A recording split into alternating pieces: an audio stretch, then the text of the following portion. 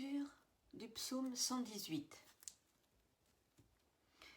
Célébrez l'Éternel, car il est bon, car son amour durera toujours. Proclamez-le, habitants d'Israël, oui, son amour durera toujours. Proclamez-le, descendants d'Aaron, oui, son amour durera toujours.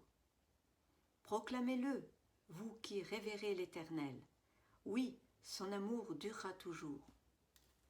Du fond de ma détresse, j'ai fait appel à l'Éternel, et il m'a répondu en me rendant la liberté. L'Éternel est pour moi, je ne craindrai rien. Que me feraient les hommes? L'Éternel est pour moi, il vient à mon secours. Je peux donc regarder en face tous ceux qui me haïssent. Mieux vaut se réfugier auprès de l'Éternel que de compter sur les humains.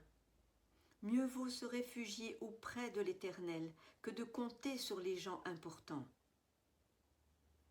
Tous les peuples païens m'encerclaient de partout, mais grâce à l'Éternel, je les ai repoussés. Ils m'enserraient de plus en plus, mais grâce à l'Éternel, je les ai repoussés. Ils m'avaient encerclé comme un essaim d'abeilles, mais ils se sont éteints comme un feu de broussailles. Oui, grâce à l'Éternel, je les ai repoussés. On m'avait bousculé pour me faire tomber, mais l'Éternel m'a secouru. L'Éternel est ma force, il est le sujet de mes chants, il m'a sauvé. Des cris de joie, des cris de délivrance éclatent dans les tentes des justes. Car l'Éternel, par sa puissance, fait des exploits. Car l'Éternel, par sa puissance, remporte la victoire. Car l'Éternel, par sa puissance, fait des exploits. Non, je ne mourrai pas, je resterai en vie, pour publier bien haut ce que fait l'Éternel. L'Éternel m'a châtié avec sévérité, mais sans me livrer à la mort. Ouvrez-moi les portes de la justice, pour que je puisse entrer et louer l'Éternel. C'est ici qu'est la porte qui mène à l'Éternel. Les justes passeront par elle. Je viens pour te louer, car tu m'as exaucé, c'est toi qui m'as sauvé. La pierre rejetée par ceux qui bâtissaient est devenue la pierre principale, la pierre d'angle. C'est bien de l'Éternel que cela est venu, et c'est un prodige à nos yeux. C'est ici la journée que l'Éternel a faite. Vivons-la dans la joie, exultons d'allégresse. De grâce, ô Éternel, accorde le salut. De grâce, ô Éternel, accorde le bonheur. Oui, béni soit celui qui vient au nom de l'Éternel. Nous vous bénissons tous de la maison de l'Éternel. L'Éternel seul est Dieu, c'est lui qui nous éclaire. Entrez dans le cortège, des rameaux dans les mains, allez jusqu'au coin de l'autel. Tu es mon Dieu, je te louerai, je t'exalterai, ô mon Dieu. Célébrez l'Éternel, car il est bon, car son amour durera toujours. Eh bien, bonjour à tous. C'est une joie de partager la parole de Dieu avec vous. J'espère que vous allez bien. Et en tout cas, je vous souhaite le bon jour, celui que l'Éternel a fait. Alors je vais remettre ce temps auprès de notre Seigneur Jésus. Eh bien Père, je te bénis pour cette journée que tu nous accordes. Je te prie que nous puissions rentrer dans le 100% de tout ce que tu as préparé d'avance aujourd'hui, pour chacun de nous. Seigneur Jésus, je veux m'attendre à toi, je veux compter sur toi, Saint-Esprit. Toi seul, je remets nos pensées, nos cœurs auprès de toi. Je renverse encore toute forme de hauteur, de raisonnement, d'imagination, de forteresse qui se dresse contre la connaissance de Christ. Et j'amène nos pensées qui sont captivées à autre chose, l'obéissance du Saint-Esprit. Merci encore pour ta faveur aujourd'hui, et je prends autorité sur tout ce qui veut nous agresser aujourd'hui, tout ce qui veut nous mentir, tout ce qui veut nous oppresser. Que le Seigneur vous réprime dans nos vies. Je vous lis dans le ciel et sur la terre, dans nos cœurs, dans nos pensées, nos imaginations. Et je délie la compréhension de ta promesse, la foi et le ministère d'anges qui sont en faveur de ceux qui sont appelés au salut. Vraiment, je m'attends à toi, Saint-Esprit, pour partager ce message. Dans le nom puissant de Jésus, merci Père. Amen. Alors, la dernière fois, je vous ai parlé de la justice de Dieu. Et que le trône de Dieu était basé sur la justice et sur l'équité. Le psaume 89, verset 14. Et que la justice était vraiment la préoccupation première de notre Dieu. Et il a envoyé son premier représentant, Jésus de Nazareth, et il a annoncé déjà les premiers fondements de ce royaume de justice dans Béatitude. Notre Dieu est bon, juste et saint. Et comme on l'a lu tout à l'heure dans ce psaume, son moyen pour nous toucher, c'est son amour. Et il nous tend tous les jours et encore aujourd'hui ces cordages d'amour. Et aujourd'hui, je voulais reprendre un peu les fondements de notre vie chrétienne. Et je vais faire un petit retour. Donc, je vais vous reparler donc de notre Créateur, celui qui a notre Dieu, Créateur du ciel et de la terre, et de tout ce qui s'y trouve.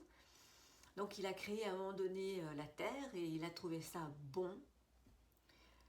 Et du coup, il s'est dit, mais avec qui je vais partager tous ces bienfaits, toutes ces bonnes choses? Eh bien, il a eu l'idée de créer l'homme.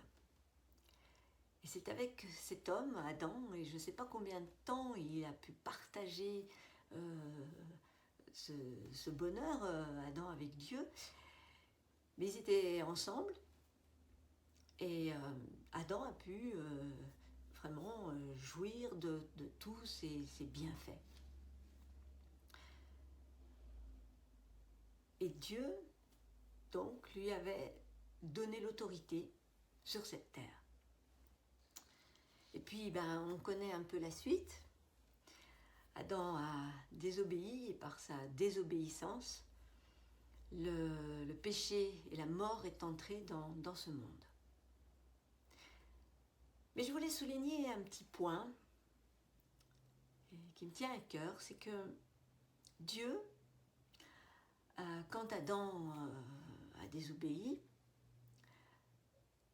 c'est pas la séparation physique, mais ça a été une séparation spirituelle. Adam et Dieu communiquaient esprit par esprit. Dieu est esprit. Et quand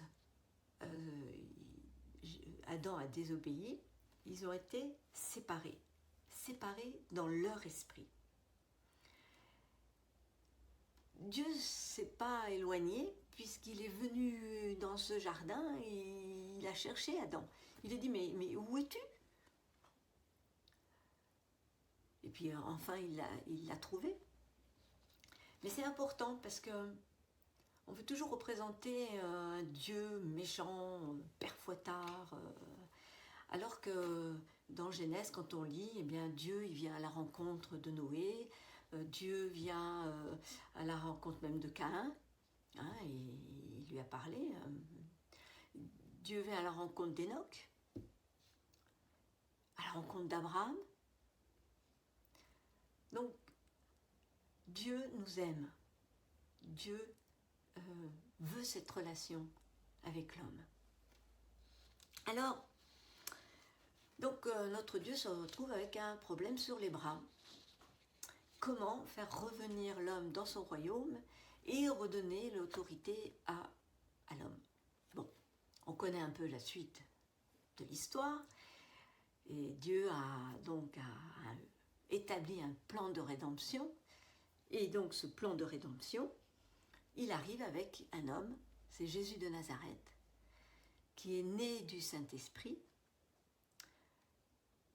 afin de produire un homme qui ne soit pas entaché du péché, donc qui soit pur, né d'une vierge, et c'est ainsi que Jésus de Nazareth arrive sur la terre.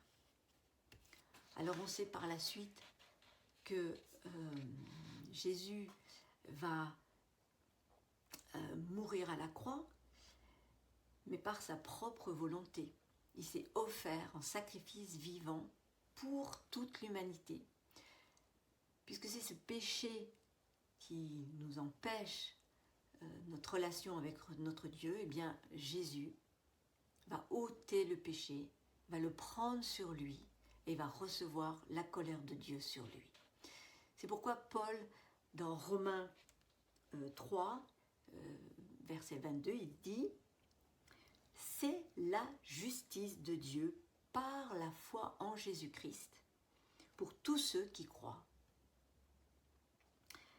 Et en effet, donc dans le verset 28, il dit, Paul, « En effet, nous déclarons l'homme déclaré juste par la foi, indépendamment des œuvres de la loi. » Et ça m'a fait penser à une discussion que j'ai eue avec une dame que je vois assez régulièrement.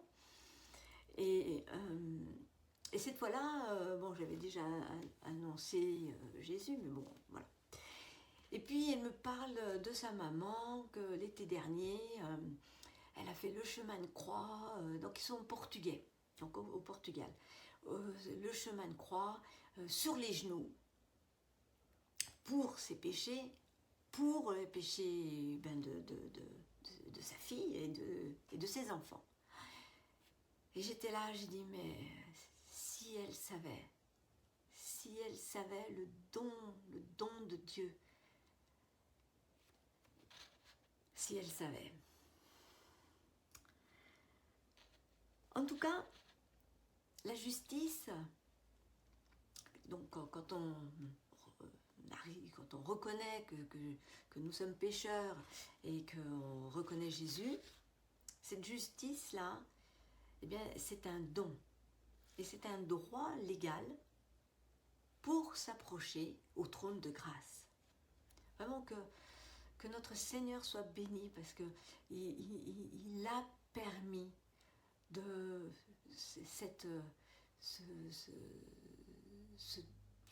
ce cadeau pour venir auprès du Père. Que son nom soit béni.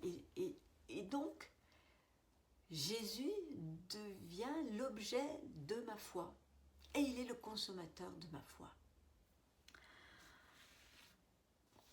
Par contre, la sanctification, eh bien, c'est un processus, c'est une marche, donc c'est une croissance.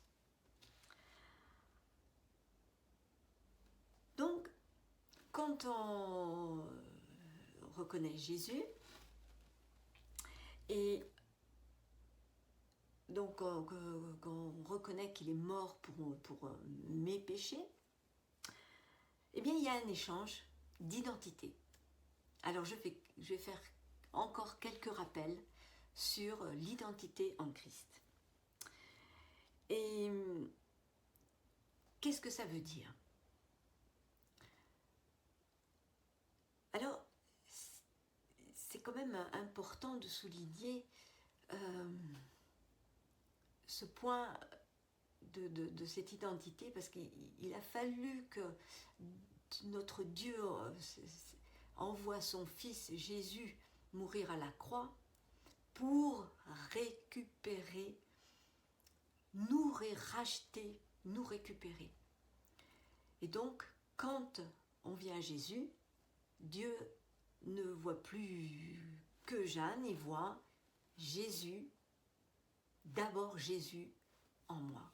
Et donc, je vais vous citer le verset Colossiens 3, verset 3, qui dit « Car vous êtes morts et votre vie est cachée avec Christ en Dieu. » Donc, nous sommes cachés en lui. Waouh! Ça, c'est un sacré mystère quand même. C'est incroyable. Et nous devons le croire, même si nous ne le voyons pas forcément dans nos vies. Alors, notre identité, je vais vous citer plusieurs versets concernant notre identité.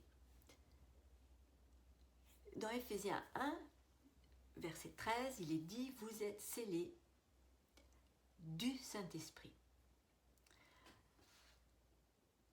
Certains ont suivi la série du pasteur Rodrigue Sacramento de l'église Clé là, pour l'opération Esther. Et il y a au chapitre 8, il y a ce verset qui m'a parlé, qui dit, au verset 8, « L'empereur dit qu'un document rédigé au nom de l'empereur est cacheté avec son sceau et irrévocable. » C'est-à-dire qu'on est scellé, c'est irrévocable. Ça veut dire que Dieu nous a tirés des ténèbres pour le mettre dans son royaume de lumière et qu'on appartient à une famille et que c'est irrévocable. Waouh! Que vraiment son nom soit loué, notre Dieu. Donc, nous avons reçu le Saint-Esprit. Et par contre, nous avons la responsabilité de prendre soin de notre hôte. Ça, c'est notre part à nous. Un autre verset qui dit « Nous sommes une nouvelle créature ». 2 Corinthiens 5, verset 17. Si quelqu'un est en Christ, il est une nouvelle créature. Les choses anciennes, les choses passées sont anciennes, voici toutes choses sont nouvelles. Alléluia. Galates 3, verset 26. Car vous êtes tous fils de Dieu par la foi en Jésus-Christ. Philippiens 4, 13. Je puis tout en celui qui me fortifie. Éphésiens 2, 6. Il nous a ressuscités ensemble et nous a fait asseoir ensemble dans les lieux célestes en Jésus-Christ. Colossiens 2, 10. Vous avez tout pleinement en lui, qui est le chef de toute domination, de toute autorité. Et je vais finir par celui-ci, c'est 2 Timothée 1, 7. Je n'ai pas reçu un esprit de timidité, mais un esprit de force, d'amour et de sagesse. Amen. Amen. Alors, il y en a bien d'autres, mais vous pouvez vous attacher à celui qui vous parle le plus. Proclamez-le, croyez-le, même si les circonstances sont mauvaises ou paraissent autres. Je voulais mettre cet accent sur cette identité. Donc Dieu nous voit en esprit, mais voyez, il faut se voir aussi en esprit et voir les autres aussi en esprit, parce que nous avons reçu le même esprit. Et le diable ne veut pas il veut voler ses sévérités. Il ne veut pas que nous ressemblions à Jésus. Et c'est un combat. Et d'ailleurs, notre pasteur Jean-Élie Teferi nous a équipés, enseignés sur le combat spirituel, ce qu'est le combat spirituel. Alors, nous sommes en Christ. Qui peut nous accuser? Alors, il nous arrive de pécher, oui. Oui, oui, oui. Et que dit la parole? Alors, 1 Jean, chapitre 1, verset 9, dit « Si nous confessons nos péchés, il est juste et fidèle pour nous les pardonner et pour nous purifier de nos iniquités. » Waouh! Alléluia! Quelle bonté, quel amour! Donc, nous venons tout simplement, nous confessons et après nous repartons. Cependant, il y a un aspect qui est important d'éclairer, c'est notre conscience, notre cœur,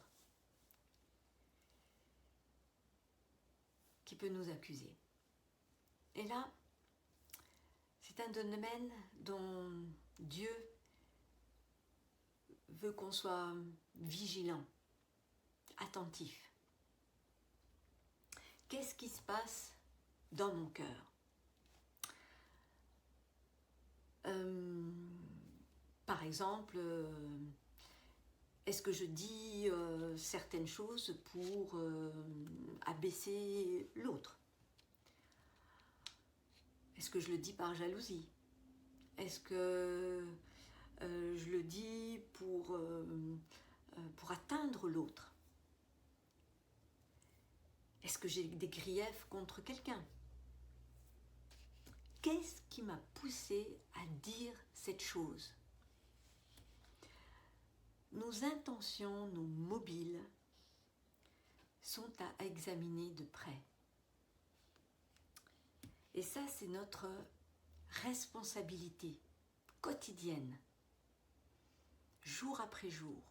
Et comme dit la parole, chaque jour suffit sa peine. Et dans tous les domaines de nos vies, que ce soit familial, au niveau du travail, au niveau des relations, toute relation. Donc, il faut vraiment... Alors, on parle de zoom, alors il faut zoomer. Il faut zoomer cette partie-là de nos cœurs. Par contre, bon, on est honnête et parfois on blesse, parfois on a fait mal. Mais quand on est honnête, eh bien on demande pardon au Seigneur Jésus. Et par ailleurs, il faut s'adresser au démon et de le réprimer parce qu'il a déformé nos propos. Lui, il s'immisce aussi dans nos relations afin de mettre des conflits entre les uns et les autres. Donc, ça rejoint le combat spirituel. Ce qui veut dire que ce n'est pas contre l'être humain que je me bats. Relisez Éphésiens 6, 12 et appliquez-le dans ce que vous, dans vos relations. C'est contre les dominations, les puissances des ténèbres. Et c'est un combat. Donc, c'est ce travail que Dieu attend de nous. C'est qu'on soit aligné sur son cœur. Alors peut-être pour certains aussi, ça peut être demander le cœur de Jésus pour aimer une personne.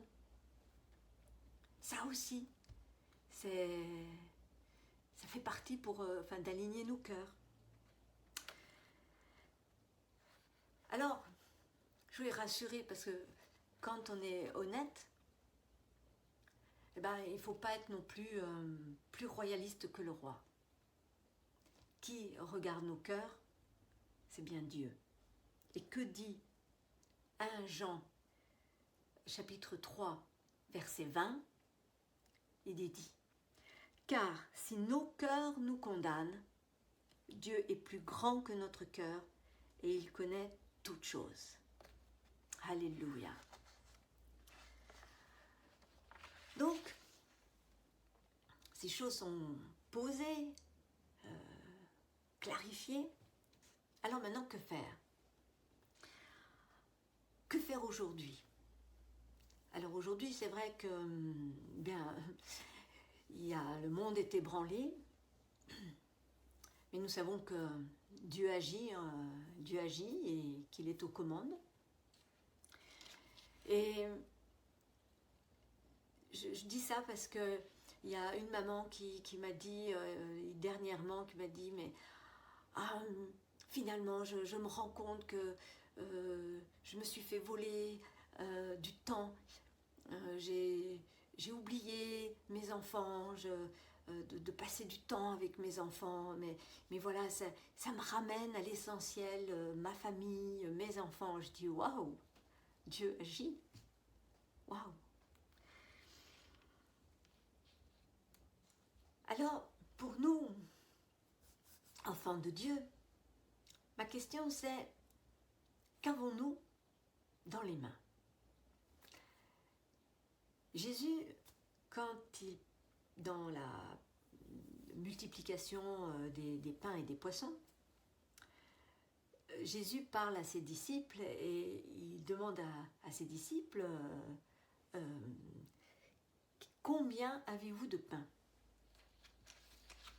Et moi, quand je lis ça, moi j'entends combien avez-vous de talons?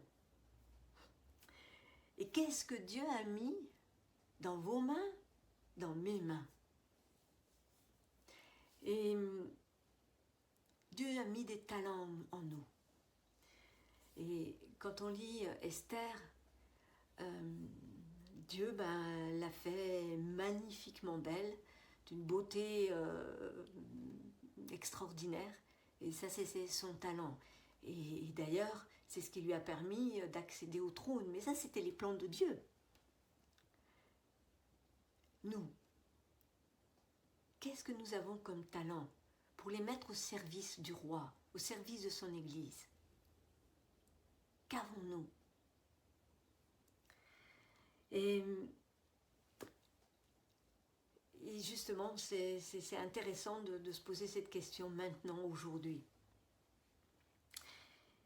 Et qui sait, si ce n'est pas pour un temps comme celui-ci que tu es parvenu à la royauté. Esther, chapitre 4, verset 16. Nous sommes tous parvenus à la royauté, pour ce temps. Alors, c'est vrai que Dieu est fidèle, il est juste, et il récompense ses fidèles. Et vraiment, je voulais bénir notre Seigneur Jésus, qui est à la tête de l'Église, la source d'eau vive, parce que je suis tellement reconnaissante quand je fais la rétrospective de toutes ces années. Nous avons été préparés dans la consécration, préparés dans la prière, préparés dans la fidélité, préparés dans la soumission aux autorités, préparés dans l'amour les uns envers les autres. Je dis waouh, Seigneur, tu es bon. Et il nous a donné, nous avons reçu dans son Église tous les ministères qui sont passés dans son Église, toutes les enseignements que nous avons reçus et que nous recevons encore par l'intermédiaire de nos pasteurs, que ce soit Jean-Élie Teferi, Fabrice et Corinne Aubertin. Je dis waouh! D'ailleurs, ce prêche, ça m'a inspiré en réécoutant le message de notre pasteur Fabrice Aubertin. Et celui d'avant, c'était par pasteur Corinne Aubertin. Je dis waouh, il est à l'œuvre, il est là. Et il nous aime, il veut qu'on avance, il ne veut pas que nous soyons ignorants. Et aussi, oui, c'est là que mon caractère a été transformé. Merci Seigneur. Et je suis tellement, tellement reconnaissante. Et aujourd'hui, nous sommes équipés pour les œuvres préparées d'avance. Alléluia.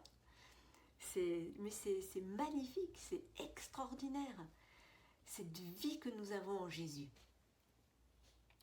Et c'est important de rester dans son intimité, dans la prière, dans son écoute. Et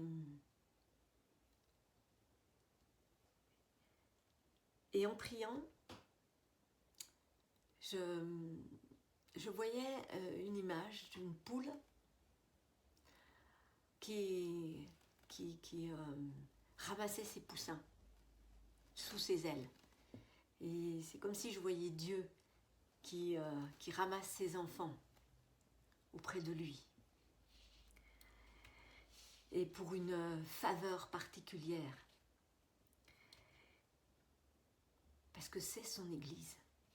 Et nous avons cette faveur pour le servir au mieux et pour annoncer la bonne nouvelle. Oui, nous avons sa faveur. Alléluia. Dans le psaume 34, verset 18, il est dit « Quand les justes crient, l'Éternel entend, et il les délivre de toute leur détresse. » Amen. Notre Dieu est souverain, il est Dieu, il est grand, il est puissant. Et nous pouvons avoir confiance. Nous pouvons nous loger sous ses ailes. Il n'y a pas à avoir de crainte ni de peur. Nous sommes à l'abri parce qu'il est notre refuge.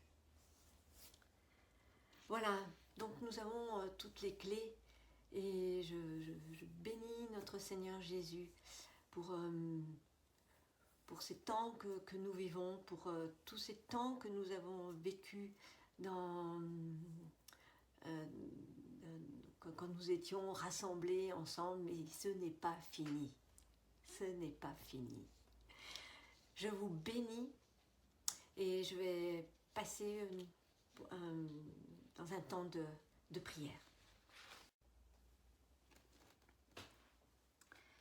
Eh bien, je te remercie, Père, encore pour ce temps, pour ce moment, pour ta parole qui est vie et esprit, ta parole qui tranche dans nos cœurs, dans nos âmes, dans notre esprit. Que ton nom soit béni. Merci Seigneur Jésus, toi qui as tout donné à la croix pour nous racheter. Vraiment que nous puissions marcher à ta suite, annoncer ta bonne nouvelle, aller. Et c'est vrai que, comme dit ta parole, celui qui compte sur toi n'est jamais déçu. Et c'est vrai. Je n'ai jamais été déçue et nous ne sommes pas déçus. Merci parce que notre Dieu, c'est celui qui ne se lasse pas, qui ne s'épuise pas. C'est lui qui nous donne la force. C'est lui qui renouvelle nos forces. La parole dit « Mais ceux qui comptent sur l'Éternel renouvellent leurs forces. Ils prennent leur envol comme de jeunes aigles. Sans se lasser, ils courent, ils marchent en avant et ne s'épuisent pas. » Alors merci. Merci parce que nous croyons, je crois, en ta parole, parce qu'elle est vérité. Merci encore pour ces temps qui s'annoncent. Merci que nous puissions mener le bon combat. Merci pour l'amour qui se cimente les uns envers les autres. même si on ne se voit pas, même si on est loin des uns des autres. Ton esprit nous rassemble. Vraiment, je voulais vous bénir. Merci que chacun puisse rebâtir la muraille, sa muraille, fortifier ses familles, et qu'ensemble, nous puissions partager les victoires des uns et des autres, que nous puissions se réjouir ensemble. Merci pour ta faveur, Père, sur chacun de nous. Merci pour cet élan que tu nous redonnes. Allez, faites des nations, des disciples. Que ton nom soit béni, glorifié, que l'on glorifie le nom de Jésus dans nos vies. Et je vous bénis. J'appelle vraiment la bénédiction d'Abraham, d'Isaac et de Jacob sur vos vies. Alléluia. Et je scelle toutes ces prières dans le nom puissant de notre Seigneur Jésus. Merci Père. Amen. En tout cas, je vous aime. J'aime l'Église de Jésus, l'Église la source d'eau vive. Et à une prochaine fois. À bientôt. Merci.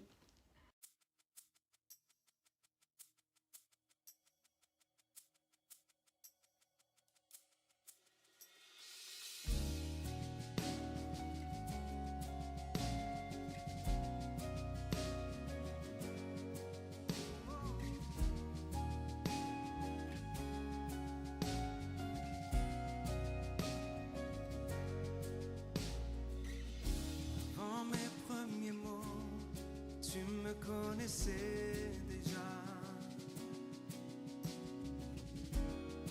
Oui, tu es si bon envers moi. Avant mon premier souffle, tu mis ta vie en moi. Oui, tu es si tendre envers moi.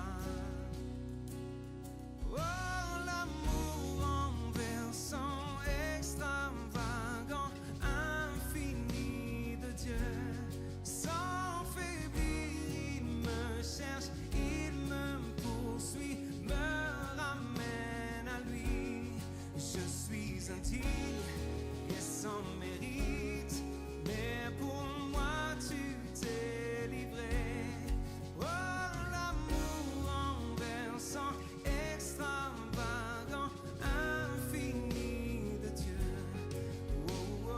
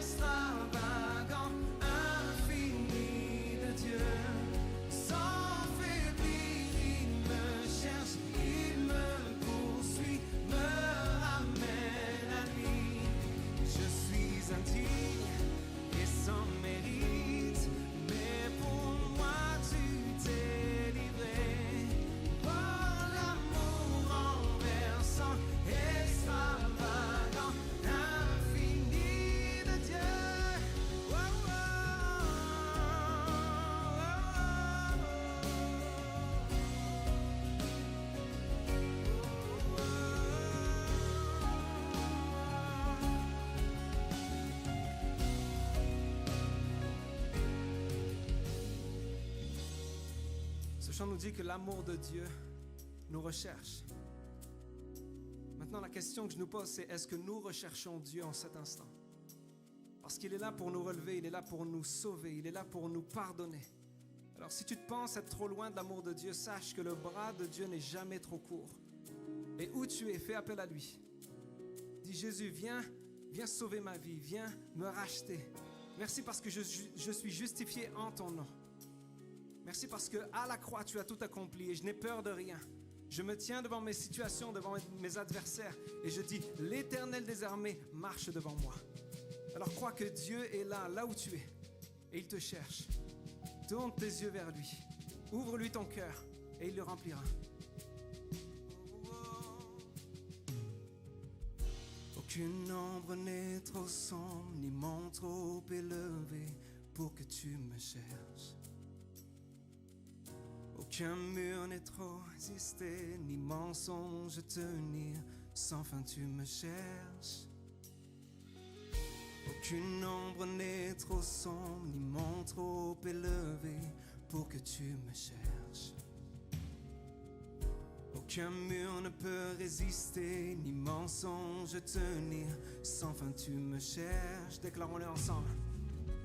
Aucune ombre n'est trop sombre, ni mont trop élevé pour que tu me cherches. Aucun mur ne peut résister, ni mensonge tenir, sans fin tu me cherches. Oh, oh. Aucune ombre n'est trop sombre, ni mont trop élevé pour que tu me cherches. Hey. Aucun mur ne peut résister, ni mensonge tenir, sans fin tu me cherches.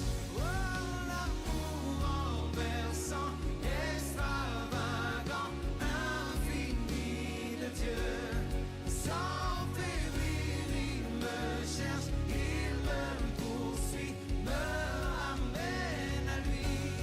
Je suis indigne et sans mérite, mais pour moi tu t'es livré.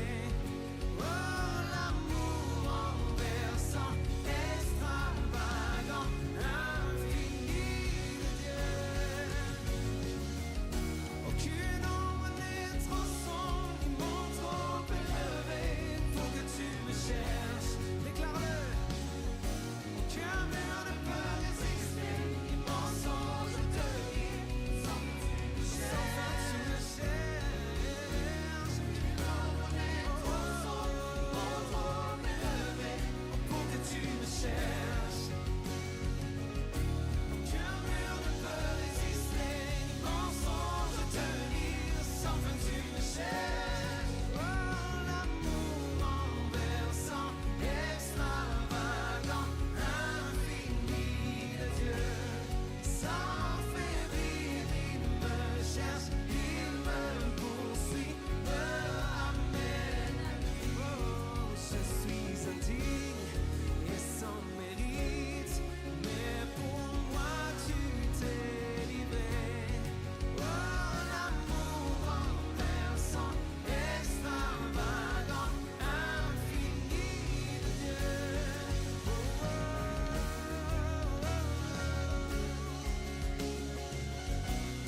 Chante-lui un nouveau chant. Oh, oh, oh, oh. Élève ta voix là où tu es. Déclare-lui que son amour t'a trouvé.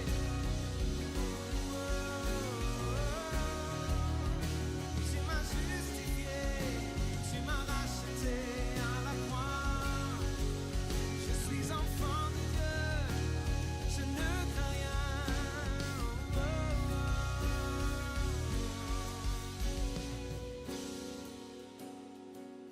Oh, oh, oh.